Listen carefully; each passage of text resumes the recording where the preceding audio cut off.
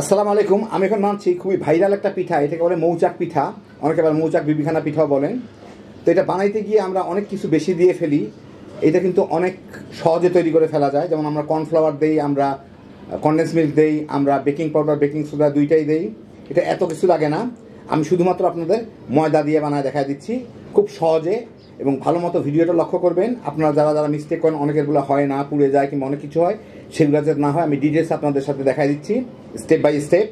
ঠিক এই মেজারমেন্ট এবং একই জিনিস ফলো করে আপনারা বানান, আপনাদের পিঠা ইনশাল্লাহ হবেই। এটা 5 বছরের বাচ্চাও এটা বানাইতে পারবে। তো আসেন দেখি শুরু করা যাক। আমি এখানে একটা কড়াইয়ে 1 কাপ চিনি নিচ্ছি। এই চিনিটাকে আমি মাঝারি আঁচে জাল দিচ্ছি। এইটাকে আমার ক্যারামেল করে নিতে হবে।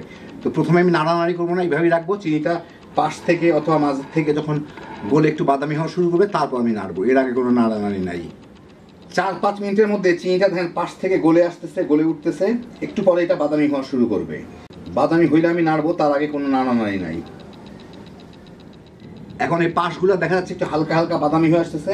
এখন আমি এটাকে নেড়ে, এই যে দেখেন নিচের দিকে, এই যে নিচের দিকে বাদামি হয়ে আসতেছে, এটাকে এখন নেড়ে মিশাই দিব। কারণ চুলার জাল সব দিকে সমানভাবে উঠে না। এখন এখানে হালকা করে নেড়ে নেড়ে এটাকে আমার একদম গলায় একটু বাদামি করে নিতে হবে। খুব বেশি জাল দেওয়া যাবে না, যাতে পুড়ে না যায়।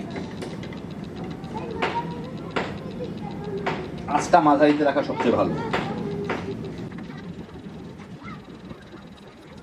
চুলার আঁচ সবসময় সব দিক থেকে একভাবে উঠে না, সেই জন্য একটু নেড়ে নেড়ে এটাকে মিশিয়ে দিতে হবে। নেড়ে একদিকে পুড়ে যাবে, একদিকে হয়তো গলবে না।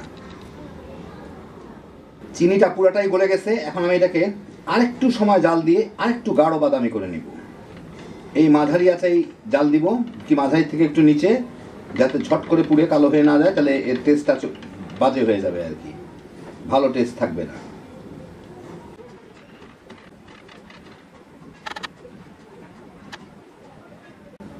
আমার মনে হয় যথেষ্ট পরিমাণ বাদাম হয়েছে আমার জন্য। এখন আমি এর মধ্যে দিয়ে দিচ্ছি 1/4 কাপ দুধ, মানে 1 কাপ আর 1/4 কাপ দুধ দিয়ে এখন এর সাথে এটাকে আমি মিশাই, এটাকে গলায় নিব। ক্যারামেলটাকে এর সাথে গলায় মিশাই নিব। মাপটা খেয়াল রাখবেন, 1 কাপ আর 1/4 কাপ, মানে 1/4 কাপ দুধ। এখন আমি চুলার জালটা একদম লোতে এনে এটাকে জাল দিচ্ছি, যাতে ক্যারামেলটা ধীরে ধীরে সাথে মিলে যায়। ক্যারামেলটা ভালো করে মিলে গেলে আমি চুলাটাকে বন্ধ করে দিব। প্রায় মিনিট খানেক নাড়াচাড়া করলেই ক্যারামেলটা মিলে যায়। এখন আমি এটাকে এর মধ্যে সিকি কাপ, মানে 1/4 কাপ চিনি দিব। আমি যেহেতু কনডেন্স মিল্ক ব্যবহার করতেছি না, কনডেন্স মিল্কে চিনি থাকে, তো তার বদলে আমি অতিরিক্ত চিনিটা এই গরম মানে ক্যারামেলটার মধ্যেই দিয়ে দিলাম, দুধ আর ক্যারামেল, যাতে এটা খুব সহজে গলে যায়। ইচ্ছা করলে কেউ ডিমের সাথে দিয়েও মিলাই নিতে পারেন, কিন্তু ডিমের সাথে দিলে অনেকক্ষণ ফেটতে হবে। এখানে দিলে গরমে এমনি এটা গলে এর মধ্যে মিশে যাবে। তো যাই হোক, এখন আমি এটাকে ঠান্ডা করে নিব। হালকা একটু গরম থাকলে ক্ষতি নাই, ঠান্ডা হইলেও ক্ষতি নাই, কিন্তু বেশি গরম রাখা যাবে না। আমি এখানে 3টা ডিম নিয়ে নিয়েছি, ইচ্ছা করলে 4টাও নেওয়া যায়, ডিম বড় ছোটোর উপরে। তো আমার ডিম একটা বড় ছিল আর বাকি ছোটো, অসুবিধা নাই।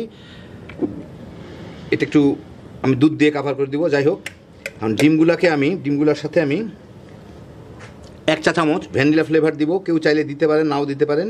ভ্যানিলা ফ্লেভারটা দিলে একটু ভালো হয় আর কি, মানে খাইতে মজা লাগে বেশি। 1 চা চামচের মতো দিলাম। কনডেন্স মিল্কটা আমি বাদ দিচ্ছি, সেই জন্য এখানে আমি দিচ্ছি সিকি কাপ, 1/4 কাপ তেল, রান্নার তেল, সয়াবিন তেল, আধা কাপ দুধ। এখন এগুলোকে আমি ভালো মতো ফেটে মিলায় নিব। ফেনা উঠলে অসুবিধা নাই, হাতে ফেটলে আর কতটুকুই বা ফেনা উঠবে। আর যখন ময়দা মিলাবো তখন এটা ঠিক হয়ে যাবে। যাই হোক, ভালো মতো ফেটে মিলাই নিই। ভালো মতো ফেটে নিলাম। এখন আমি এর সাথে দিব 1.5 কাপ ময়দা। তো ময়দাটা আমি একটু চেলে দিব। এখানে 1.5 কাপ ময়দা আছে। আর সাথে দিচ্ছি 1.5 চা চামচ বেকিং পাউডার। ইচ্ছা করলে এখানে খাবার সোডা বা বেকিং সোডাও দিতে পারেন, অথবা বেকিং পাউডারও দিতে পারেন। যে কোনো একটা দিলেই হবে। মাপটা হবে 1.5 চা চামচ, যেইটাই দেন না কেন। এর সাথে দিয়ে দিচ্ছি, কারণ বেকিং পাউডারটা একটু বোধহয় দানা দানা ছিল, সেটা যাতে চালা হয়ে গেলে এটা গুঁড়া হয়ে যাবে। তো আমি 2বারে মিশাবো। প্রথমবার একটু চেলে দিয়ে এখন এটা একটু রেখে দিয়ে এর সাথে মিলাই নিই, তারপরে বাকিটুকু দিয়ে মিলাবো। একটু চেপে চেপে মিলাইতে হবে, যাতে দলা না থাকে আর কি। যতদূর সম্ভব দলাগুলো যাতে ভেঙে যায়। মিলাই নিলাম। এখনও কিছু ছোটো ছোটো দানা আছে, অসুবিধা নাই, এগুলো পরে ভেঙে যাবে। এখন বাকি ময়দাটুকু চেলে দিয়ে দেবো এর মধ্যে। এই দানা টানা থাকলে বেকিং পাউডারের দানা ছিল, এগুলোকে আমি এখন ভেঙে দিব। এখন এটাকে ভালো মতো মিশিয়ে নিব। তো মোটামুটি ভালোই মতোই মিলাইলাম। বাকিটা যখন আমি ফেরবো হয়ে যাবে। এখন এর মধ্যে আমি এই ক্যারামেলগুলা ঢেলে দিব। 2 বারে দেই, তাহলে মিলাইতে সুবিধা হবে।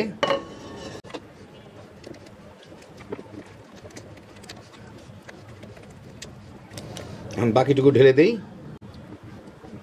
চেঁচে পুচে দিয়ে দিই। এখন আমি একটা বিটার দিয়ে এটাকে ভালো মতো মিলায় নেব। ভালো মতো ফেটে নিলাম। এইটা দেখেন, এটা কিন্তু মানে কি বলবো, এটা কিন্তু খুব ঘন না, এটা কিন্তু অনেক পাতলা। আপনাদের কতখানি পাতলা আপনাদের দেখাই। আমি যদি একটা চামচে উঠাই, চামচ উঠায় যদি আমি এখান থেকে টান দেই, দেখেন একটু পরে কিন্তু এগুলা এসে মিলে যাচ্ছে আর কি, মানে বেশ পাতলা আর কি। এই যে দেখেন মিলে যাচ্ছে এসে।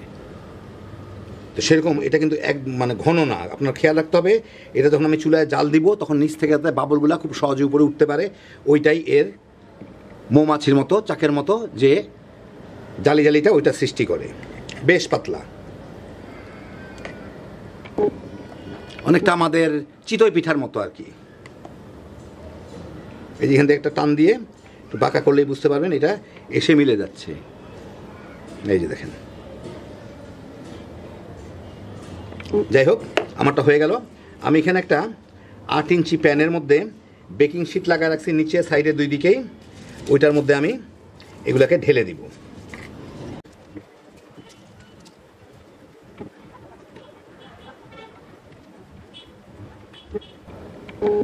একদম চেঁচে পুচে দিয়ে দিলাম।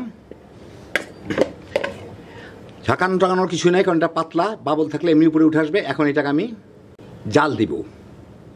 আমি চুলার উপরে একটা মোটা তাওয়া বসায় গরম করে রাখছি। এই যে দেখেন মোটা তাওয়াটা, তার উপরে আমি এই সসপ্যানটা রেখে গরম করে রাখছি।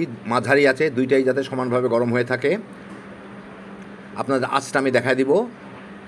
এর মধ্যে এখন আমি এইটাকে বসায় দিব ঠিক মাঝখানে। ঢাকা টাকা দেওয়ার দরকার নাই, খোলা থাকবে। আর এইটাকে আমি 50 মিনিট থেকে 1 ঘন্টা পর্যন্ত জাল দিব। এই মাঝারি আছে, কোনো নাড়ানাড়ি করার দরকার নেই, কিছুই করার দরকার নেই, এইভাবেই থাক। আমার চুলার জালটা এই ছিল, মাঝারি। প্রায় 45 মিনিট পরে এই যে দেখেন উপরে একদম ফুলে উঠছে। ফুলে উঠে এখান থেকে ছোট ছোট ছোট বুদবুদ বাইর হচ্ছে। আমি এটাকে আরও 15-20 মিনিট রাখবো, যাতে উপর দিকটা একটু শুকায় যেতে পারে। যেহেতু আমি নিচের দিকটা দেখতে পাচ্ছি না, তাই উপরটা একটু শুকানো পর্যন্ত অপেক্ষা করবো। তারপর আমি এটাকে ঢেকে দিব, বুদবুদগুলো উঠা শেষ হোক। আরও 10 মিনিট পরে বুদবুদ উঠা প্রায় বন্ধ হয়ে গেছে। এখন আমি এটাকে একটু দেখেন, একটু চেপেও যাচ্ছে, কিন্তু উপরের দিকটা একটু ফুলে উঠছিল। এখন আমি এটাকে ঢেকে চুলার আঁচ একদম লো করে দমে যেভাবে রাখি সেইভাবে অন্তত 15-20 মিনিট রেখে দেখি উপর দিকটা শুকায় যাবে। উপর দিকটা মানে যা সিদ্ধ হওয়ার, নরম থাকলেও এটা শক্ত হয়ে যাবে আর কি কিছুটা। এখন আমি চুলার আঁচটা একদম দমে রাখার মতো আমার চুলার সবচেয়ে কম জালে এনে রাখলাম। এইটাকে এখন আমি 15-20 মিনিট কি তার একটু বেশি সময় এই জালে দমে রাখবো আর কি। প্রায় 15 মিনিট রাখলাম। উপরের দেখেন, উপরেরটা বাইরে থেকে দেখা যায় উপরটা কিন্তু এখন সমান হয়ে গেছে। এখন আমি একটা কাঠি ঢুকায় দেখবো কাঠিটা পরিষ্কার বের হয় কিনা। এই জন্য কাঠির মধ্যে কোনো কিছু লেগে নাই। এখন আমি চুলাটাকে বন্ধ করে দিই। বন্ধ করে এইটাকে 7-8 মিনিট 10 মিনিটের মতো ঢেকে, এটাকে 10-15 মিনিট ঢেকে রাখবো, একটু ঠান্ডা হোক। তারপরে ঢাকনাটা খুলে দিব। খুলে ঠান্ডা করে আপনাদেরকে আমি কেটে দেখাচ্ছি। তো পিঠাটা ঠান্ডা হওয়ার পরে এই দেখেন, এই হচ্ছে পিঠাটা। এখন আমি এটাকে একটা প্লেটের উপর ঢেলে ফেলি। সহজেই চলে আসবে, কারণ আমি বেকিং শিটগুলো দিয়ে দিছিলাম। তলের বেকিং শিটটা উঠে ফেলি। একটু কালচে কালচে হলেও এটা কিন্তু পোড়া না। সাইডেরটাও তুলে ফেলি। এই যে দেখেন, এটা কিন্তু বেশ নরম হয়। বেশ নরম মানে ভিতর তো বুঝতেই পারতেছেন অনেকগুলা বাবলের মতো থাকে আর কি। এখন আমি একটু পাশ থেকে কাটি, মাঝখানে একটু রেখে পাশ থেকে কাটি। দেখি বিপদের জালিটা কীরকম হলো। এই যে দেখেন, এইভাবে জালি বুঝার থেকে আরও বেশি বোঝা যাবে হচ্ছে যখন আমি মানে অন্যভাবে কাটবো। দেখেন, এটা আমি এখন এখান থেকে মাঝখান থেকে 2 টুকরা করে ফেলি, তখন জালিটা বোঝা যাবে। এই যে দেখেন, এই হচ্ছে ভিতরের মৌমাছির চাকের মতো জালিগুলা। আর এটা স্বাভাবিক নরম হয়, কারণ জালিগুলো আছে যেহেতু স্পঞ্জি হয়, স্পঞ্জের মতোই। তো এইভাবে আপনারা চাইলে কোনো ধরনের কন্ডেন্স মিল্ক ছাড়া কিংবা বেকিং পাউডার, বেকিং সোডা যে কোনো একটা কিছু দিয়েই আরামে বানিয়ে নিতে পারেন। কর্নফ্লাওয়ার লাগবে না, কিছু না, সিম্পলি ময়দা দিয়ে। আর খাইতে যে কি মজা, একবার বানাইলেই বুঝবেন কতখানি মজা হয় এটা খাইতে। একদম সিম্পল জিনিস, ভয় পাওয়ার কিছু নাই। যা যা আমি বললাম ঠিক সেই মাপে একবার ব্যবহার করে দেখেন, আপনার পিঠা ইনশাল্লাহ হবেই। আর এটা একবার বানাইলে বারবার বানাবেন। এই যে ছবিগুলো দেখতেছেন, এই সবগুলা পিঠা আমি কয়দিন পর পরে এটা বানাই, কারণ এত মজা লাগে এটা খাইতে, কি আর বলবো, এবার খাইলেই বুঝতে পারবেন।